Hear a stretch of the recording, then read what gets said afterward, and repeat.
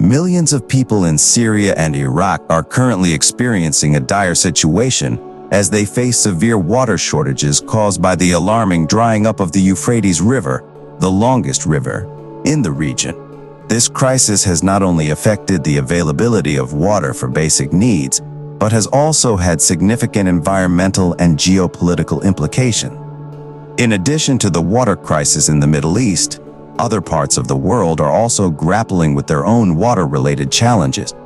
Venice, Italy, known for its picturesque canals, is facing historically low water levels that have made it impossible for boats to navigate its waterways.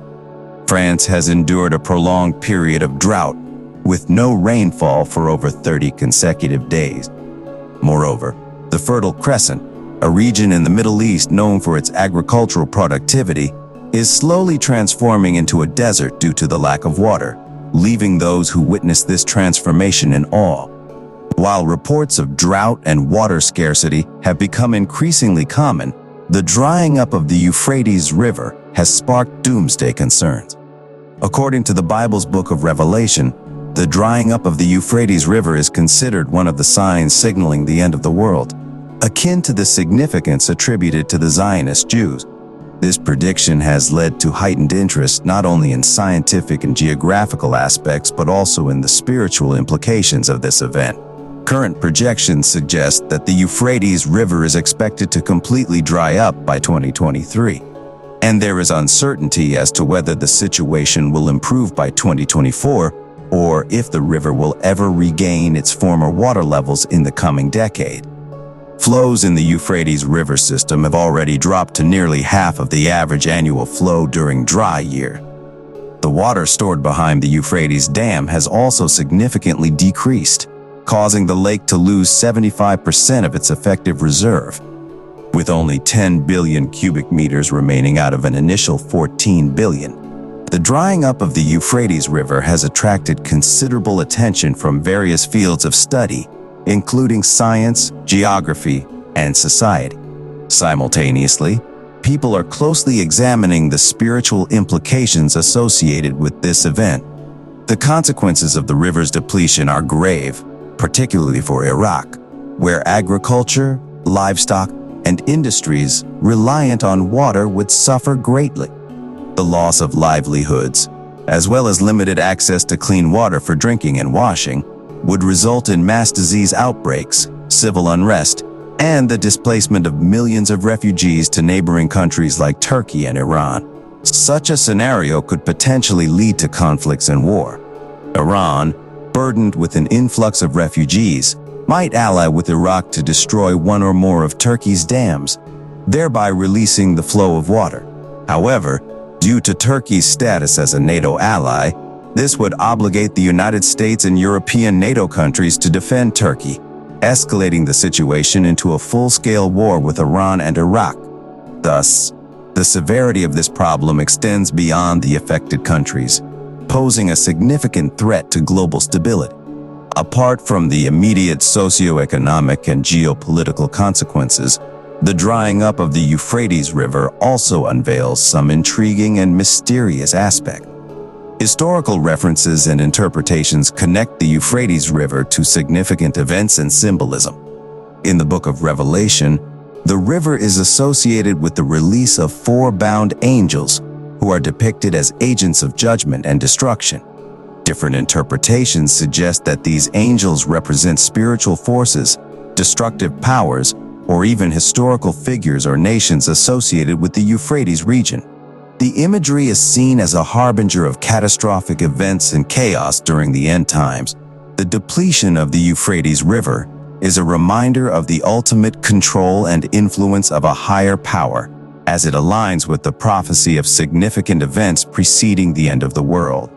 It underscores the notion that evil forces and destructive events are not allowed to run entirely unchecked during this period. Some interpretations even propose that the 4 angels' presence beneath the Earth's surface might serve as a form of protection, preventing the unleashing of spiritual forces that could wreak havoc on humanity. Furthermore, the historical significance of the Euphrates River cannot be overlooked. It has served as a focal point for human civilization, being the cradle of ancient civilizations and a vital water source for agriculture and sustenance. The ancient Euphrates River, along with its neighboring rivers, the Tigris and Jordan, formed a crescent-shaped oasis known as the Fertile Crescent, which played a pivotal role in the development of early civilizations in the Middle East. Its transformation into arid land not only signifies the loss of a precious resource, but also the potential erosion of cultural and historical heritage.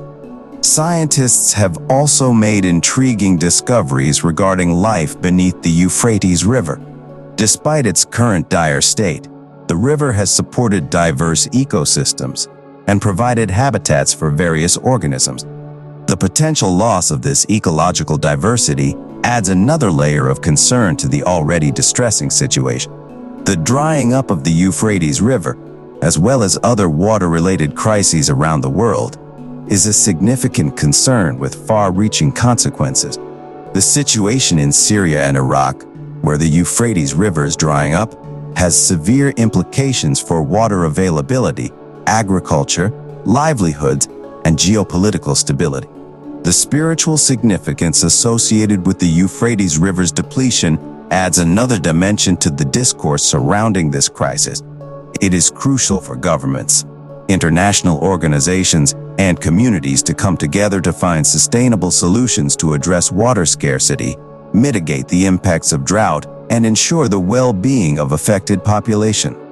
The Euphrates River holds a significant place in human history as the birthplace of civilization. It was along the banks of this mighty river that the first known civilization, the Sumerian Civilization, emerged around 3800 before Christ in Mesopotamia.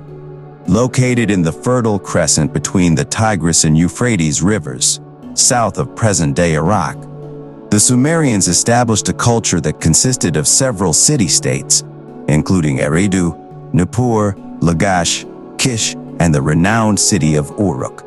During its peak around 2800 BC, Uruk, the largest city in Sumer, boasted a population ranging from 40,000 to 880,000, and was considered one of the most populous cities in the world at that time. The architecture of the Sumerian cities was unique, with each city and state surrounded by walls made of flat convex mud brick. The Sumerians excelled in various fields, including pottery, weaving, irrigation systems, and agriculture. They were skilled in using buffalo and cows to plow their fields, a technique that predated similar practices in other ancient civilizations like Egypt and the Yellow River Civilization. However, the Sumerian civilization did not endure for long. In 1940 BC, the Sumerian city-states were invaded and looted by the Elamites. Subsequently, the Hammurabi dynasty of Babylonia unified the lands of Mesopotamia, and the Sumerians gradually assimilated with the Assyrians and Babylonians. By around 1700 BC, the Sumerian culture had faded away. Nevertheless, traces of the Sumerian civilization have been discovered in the ancient ruins left behind. Archaeologists have unearthed evidence of writing, astronomy, mathematics, geometry, and medicine in these ruins. Many of their achievements, such as the multiplication table and various mathematical calculations, continue to be used by modern society. The Sumerians also developed weapons and tools to support their warfare, including spears, bronze helmets, leather or wicker shields, and combat vehicles like chariots and carts. The importance of the Euphrates River goes beyond its historical significance. It holds a spiritual significance for the people of God dating back around 4,000 years ago.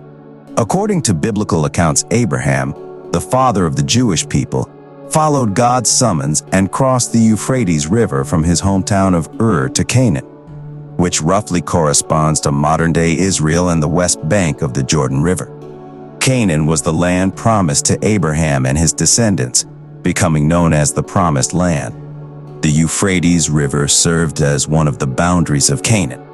Throughout history, people have awaited the return of Christ and the fulfillment of the end times. The signs of these times, as prophesied by John in the Bible around 2,000 years ago, include various events, one of which is the drying up of the Euphrates River. This event, whether caused by natural or political factors, signifies an important milestone towards the anticipated return of Christ. It is a reminder to have faith and be prepared both spiritually and physically for the coming days. As we witness the potential drying up of the Euphrates River, it is essential to delve deeper into the history and characteristics of this significant river. The Euphrates River, originating in Turkey, flows through Syria and Iraq before emptying into the Persian Gulf, spanning a total length of over 3,000 kilometers. Its water mainly comes from rainwater and melted snow. Throughout history, the Euphrates River has played a crucial role in the development of civilizations in the region. The Mesopotamian basin, encompassing the Tigris and Euphrates rivers, holds immense historical importance. Every spring, the river's water brings fertile alluvium, enriching the southern plains of the region. The abundance of fish and the wide riverbed have facilitated waterway transportation, fostering trade and commerce. The Mesopotamian basin has been a fertile land, giving rise to various ancient civilizations, including Abraham's homeland and the once glorious kingdom of Babylon. In contrast, the land of Canaan, situated between the Jordan River and the Mediterranean Sea, has a different geographical and agricultural landscape. It largely depends on rainwater for its natural water sources. Autumn and spring rains are crucial for successful crop cultivation. Without these rains, the land remains dry and unsuitable for farming. The fulfillment of God's promises in Canaan, including the timely arrival of rains, depends on the obedience of his people. If they follow his instructions, the land will flourish and their lives will prosper. However, disobedience may lead to crop failures and difficulties. The barrenness of Canaan's land, compared to the fertile Mesopotamian basin, has led some biblical scholars to believe that Canaan serves as a spiritual classroom, a place where geography and religion intertwine. It is a place where God teaches his people valuable lessons about faith, obedience, and dependence on him. The drying up of the Euphrates River can be seen as a symbolic event, representing the challenges and trials that God's people may face in their journey toward spiritual fulfillment.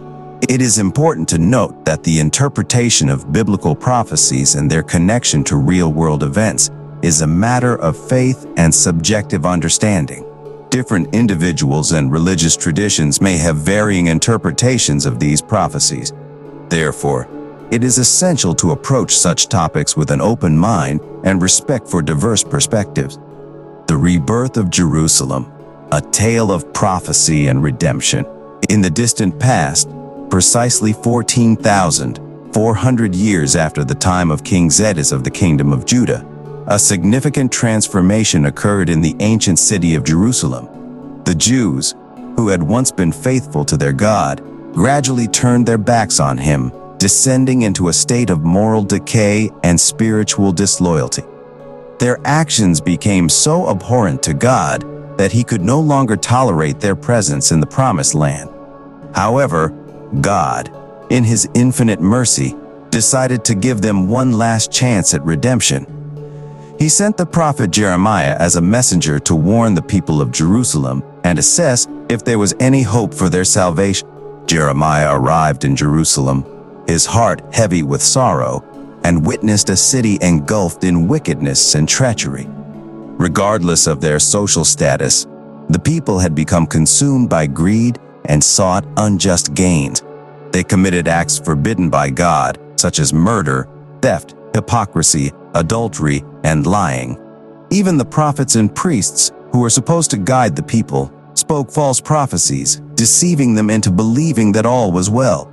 The people, naive and ignorant, were enamored with these deceitful words.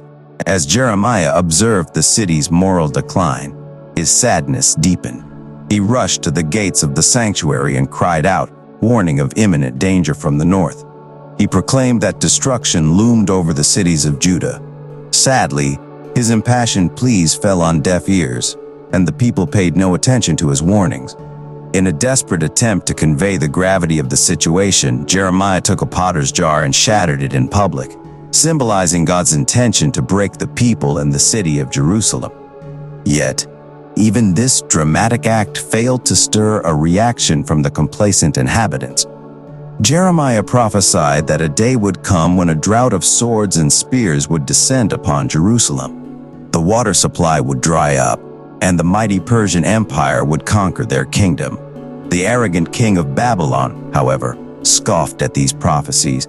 Babylon, with its strategic location along the banks of the Euphrates River, boasted an abundant water supply. The river flowed through the city, ensuring its residents never had to worry about water shortages. Furthermore, Babylon's walls were renowned for their impenetrability, resembling walls of bronze and iron. To gain entry into Babylon, one had to pass through the city gate or cross the Euphrates River, both of which were heavily fortified with metal gates. Given the impregnability of Babylon, it seemed inconceivable that any force could threaten its existence. Yet, 48 years later, King Cyrus II of Persia devised a plan to bring down the mighty citadel. He ordered the digging of a canal diverting the waters of the Euphrates River. With most of the canal completed, Cyrus led his army to Babylon, positioning them strategically outside the city walls. The opportune moment came during a grand festival held by King Belshazzar of Babylon, where 1,000 ministers reveled in wine-induced merriment. Suddenly, a hand appeared on the city wall, inscribing mysterious and unintelligible words. The enemy troops stealthily entered the city, making their way through the dry riverbed of the Euphrates. Unbeknownst to the revelers, the Persians had redirected the upper Euphrates via the canal, transforming the once dry riverbed into a clear passage. The Persian army breached the city through the Iron Gate, securing victory without shedding a drop of blood. King Belshazzar met his demise that fateful night, and Babylon, the epitome of grandeur, fell into ruin. 400 years later, the once glorious city of Babylon lay abandoned and forgotten. It slumbered underground for 2 millennia until archaeologists unearthed its remains in the early 19th century. This discovery confirmed the prophetic words of Jeremiah. The city's resurrection was portrayed in apocalyptic imagery as a dissolute woman riding a colossal red dragon with 7 heads and 10 horns. The great red dragon devoured her, leading to a climactic battle between the dragon and the Savior. The Savior, depicted as a lamb seated on a throne, offered himself as a sacrifice for all of humanity. Through the opening of 7 seals and the sounding of 7 trumpets by angels, the Savior and his army triumphed over the red dragon. Following the victory, the angels poured 7 golden bowls filled with God's wrath upon the world, ushering in the apocalypse. Each bowl brought forth a calamity of catastrophic proportions. The 6th bowl was poured into the Euphrates River, causing it to dry up. This drying of the river symbolized the preparation of a passage for the arrival of kings from the east. The prophecy, however, did not explicitly reveal the identity or purpose of these eastern kings. It remained shrouded in mystery. As the Euphrates River dwindled, fascinating remnants of past civilizations emerged. Underwater villages, once submerged beneath the river's waters, now lay exposed, raising intriguing questions about the river's original level and the significance of its fluctuating course. Could the current low level of the Euphrates signify a return to its ancient state? This enigma captivates the imagination and beckons scientists to delve deeper into the mysteries that lie beneath the river's surface. The drying of the Euphrates holds symbolic significance beyond its historical narrative. It is believed to pave the way for an imminent conflict originating from the east. The stage is being set for a war that will shape the course of events in the near future. The Euphrates River, once a lifeline of civilizations, now serves as a harbinger of impending turmoil and upheaval. This captivating tale of the Euphrates River's historical trajectory and its mysterious role in prophecy leaves us with a sense of anticipation. The future remains uncertain, with unanswered questions lingering in the air. Will the kings from the east fulfill their prophesied destiny on the other side of the Euphrates? What actions will they undertake that will reverberate throughout the world? The story of Jerusalem's rebirth and the fall of Babylon remind us of the cyclical nature of history and the inevitability of change. Civilizations rise and fall, empires crumble, and new worlds emerge from the ashes of the old. It is a testament to the enduring power of prophecy and the human yearning for redemption and salvation. Amidst the grand tapestry of these prophecies, the concept of the New Jerusalem emerges as a beacon of hope. It represents a world untainted by the sins of the past, a realm where the Garden of Eden and the story of Adam and Eve no longer hold sway.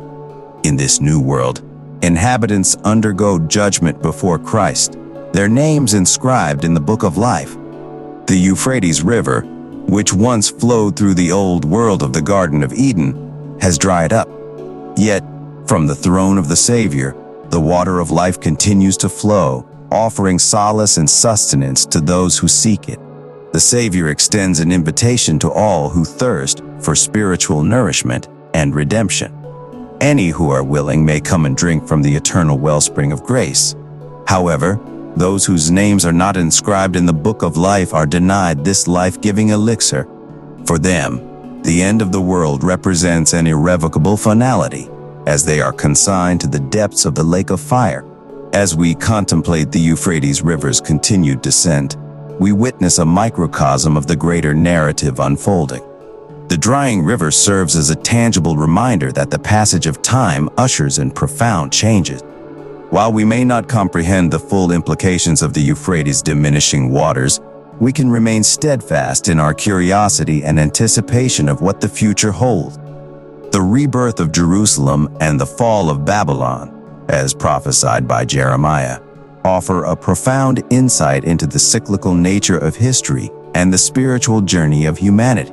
The Euphrates River, with its historical significance and enigmatic role, serves as a tangible symbol of impending conflict and change. As the river dries up, leaving behind the remnants of past civilizations, we are reminded of the transient nature of human existence and the relentless march of time. The prophecies of a new Jerusalem and the ultimate judgment cast a glimmer of hope amidst the uncertainty, reminding us of the eternal quest for redemption and the promise of a new beginning.